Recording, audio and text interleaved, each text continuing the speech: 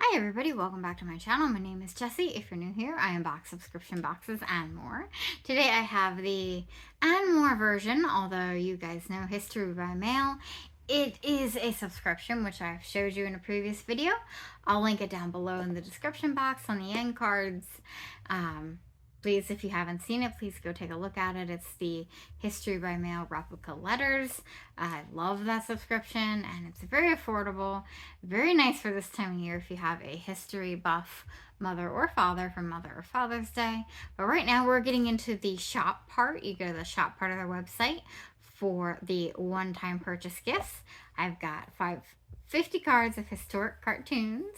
Don't worry, I'm not showing you all 50, but we're definitely going to dive inside. So if you'd like to see what's inside, then please stay tuned.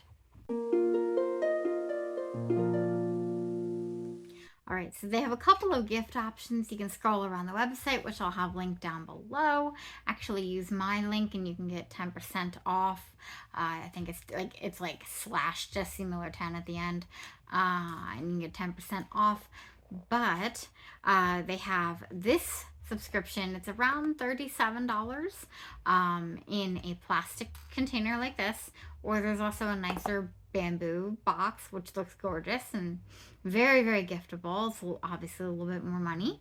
And then they also have, these span over 200 years of history right here. And they also have some cartoons and maps about World War II, I believe, which I have not seen anybody unbox, but that looks super neat as well. So we're gonna get in here. We've got that. We have our letter. We got their logo, History by Mail.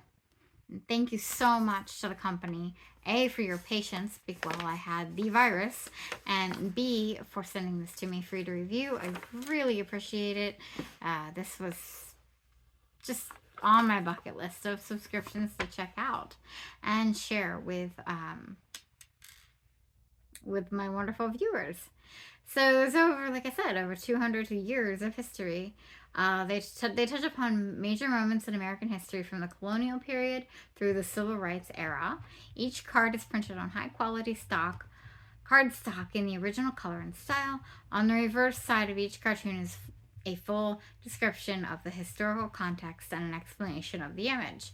So if you don't have to know your history in the image, it'll explain it if you can't get it. Enjoy your tour through history in a novel and entertaining way. I'm super excited, you guys. I can't wait to get into these. I have looked at them a little bit, of course. This is something where it's like you want to choose what you're showing everybody, right? And I thought this first one, I mean, they talked about colonial times. This is pre-colonies right here. I'm just going to summarize this one because I remember, but I remember seeing Join or Die and the whole snake thing before, if you guys can't see that. I mean, when I think historical political cartoons, I think of the New Yorker. I was really hoping there might be one from the New Yorker in here. I didn't necessarily see it, but I didn't look at each 200, all 200 cards individually yet. I would love to. The New Yorker was so much fun to learn about in school. For some reason, I really liked them in school. Anyway, Join or Die.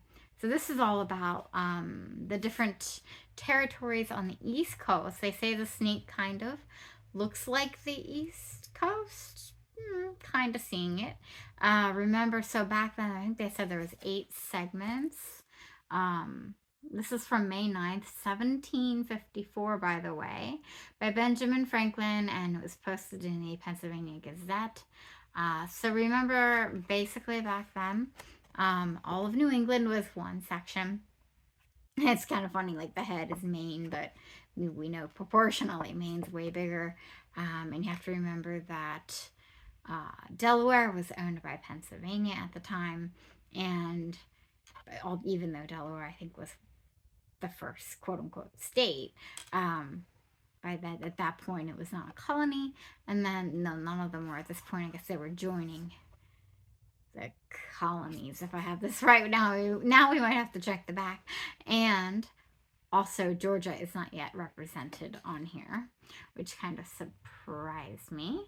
So it's a woodcut showing of a snake cut in eighths, each segment representing an American colony or region. New England, yeah, okay, this is what I just explained to you guys. The segments, Delaware is part of Pennsylvania,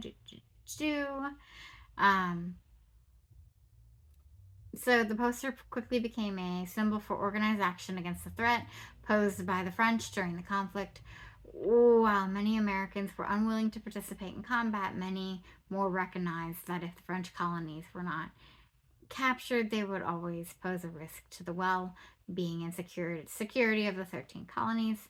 So this was obviously during the American Revolutionary War. The cartoon was repurposed. Oh, okay. At this point, it was repurposed to encourage unity against the British ruling, sometimes altering the title to Unite or Die. On July 7, 1774, Revolutionary War patriot Paul Revere modified Franklin's snake cartoon to fit the masthead on the Boston newspaper called Massachusetts Spy. Ooh, that sounds scandalous, doesn't it? This is what the back looks like. It's a huge thing. I'm just trying to paraphrase and plow through quickly. Both the Union and Confederate sides used the cartoon during the Civil War. Join or Die is one of the earliest known and most influential political cartoons in American history. That's really cool. I didn't really realize that was the most well-known. I was thinking it was the Uncle Sam, recruitment. Like, I want you for the army. But anyway, I guess it's not really a cartoon. That's just more of a really recruitment poster, I presume. So, I mean, we've got 200 years of history here, guys. It's like, I'm sitting here like, if I don't get them out of order. They are in historical order right now, I believe. It's like, what do you want to see? I wish I could ask, right? This one I thought was interesting. I remember looking at this one briefly. Oh, here's another snake. I think I looked at that one too. Because at this point, the usages of the snake in this. But this is a perfect gift, especially if you have a mother. We got Mother and Father's Day coming up, or if you have a son or daughter into history who maybe just got their degree, undergrad or graduate, maybe master's, PhD in history, or even high school if they have an extreme interest in it and they want to learn more and bone up before they go to college. Hey, it's a great graduation gift. Mother's Day, Father's Day, any history buffs. This is awesome. So they've got the Atlantic Ocean pictured in the middle here, and there's some very light cursive writing I can't read on the bottom, but this is the poor old England endeavoring to reclaim his wicked American children. Well, suddenly that didn't become as interesting.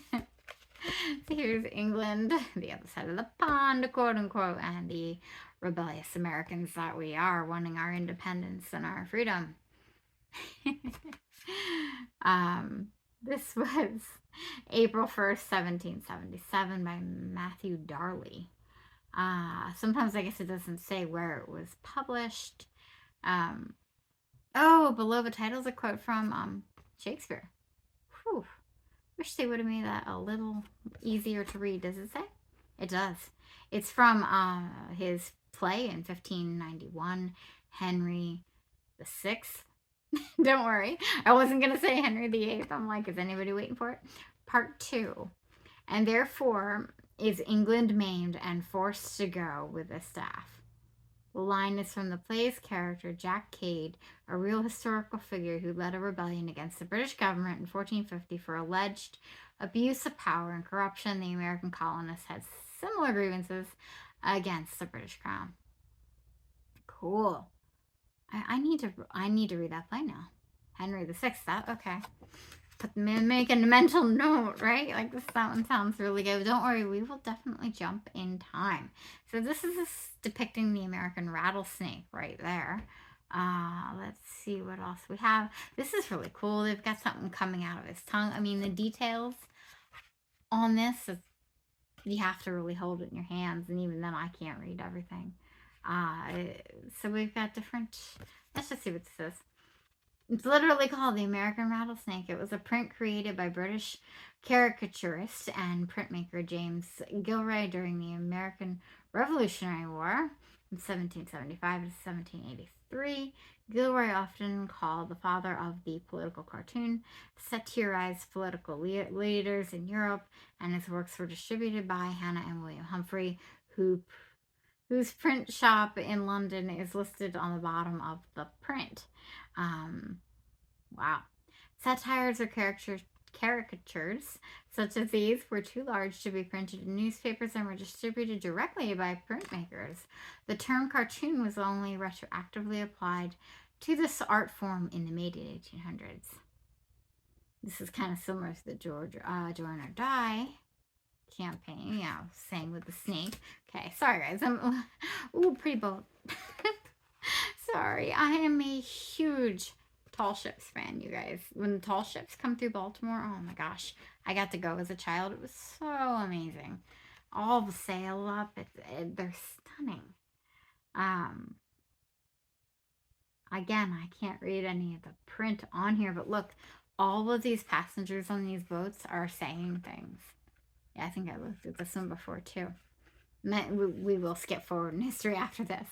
I'm thinking about the American Revolutionary War, but I'm preparing for the historical fiction drama that most of you have probably heard of or are watching, Outlander, which is starting June 15th, and it's going to be right in that time period of the Revolutionary War.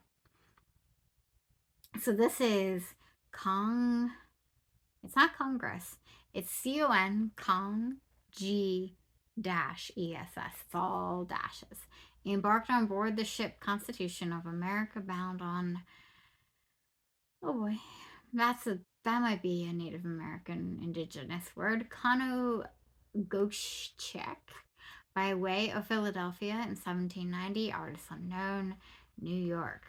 So in 1790, George Washington, president at the time, signed the Residence Act, which required the selection of a location for a permanent capital in the U.S. following a temporary 10-year residence in Philadelphia.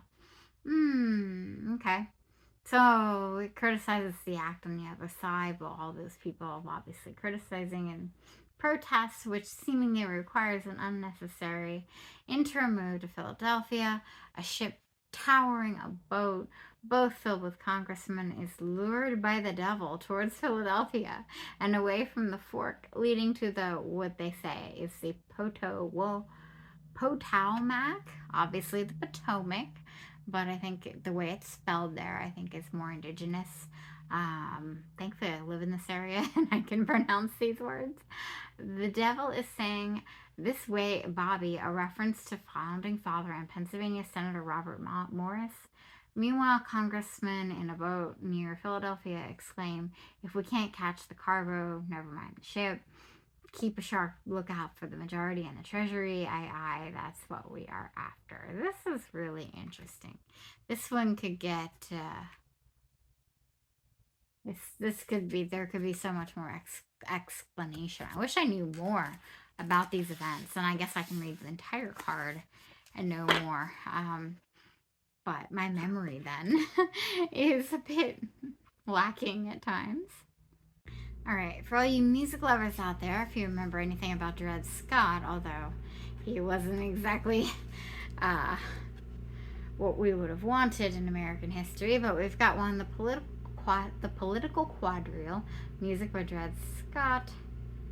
Hey, this is an interesting one. That's why I like this one. That's why I picked it out. We've moved ahead to 1860. By Ricky Mallory and Company in Cincinnati, Ohio. The reverse cartoon depicts the importance of the Dred Scott Supreme Court case. I think I read that one when I was training for a job. That's a long story. Decision to the 1860 U.S. presidential election, Dred Scott v. Sanford in 1857, was a highly controversial landmark case which ruled that slavery could not be made illegal.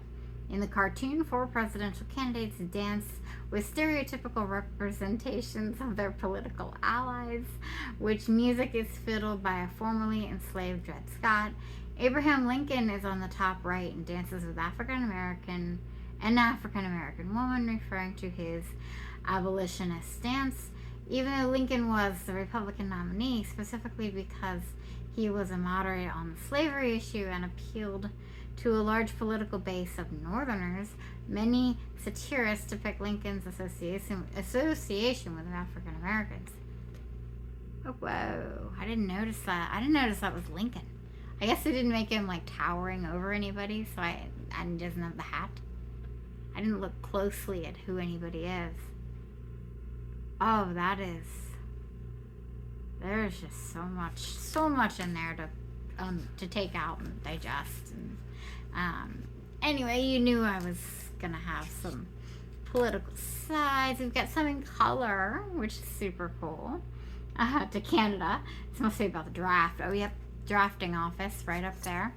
That was almost like too easy. You guys know about that.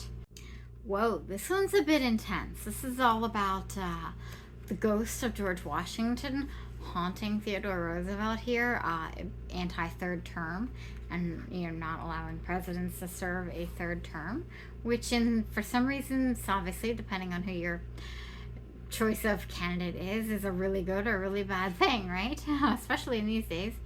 October 1st, 1912, we got to the 1900s. Clifford K. Berryman. The last one was in 1963, A Flower Tries to Grow in Birmingham, by James T. Berryman, and again in the Washington Evening Star. If I can get it separated. There we go. Oh my gosh. I think I've lost track of the cards.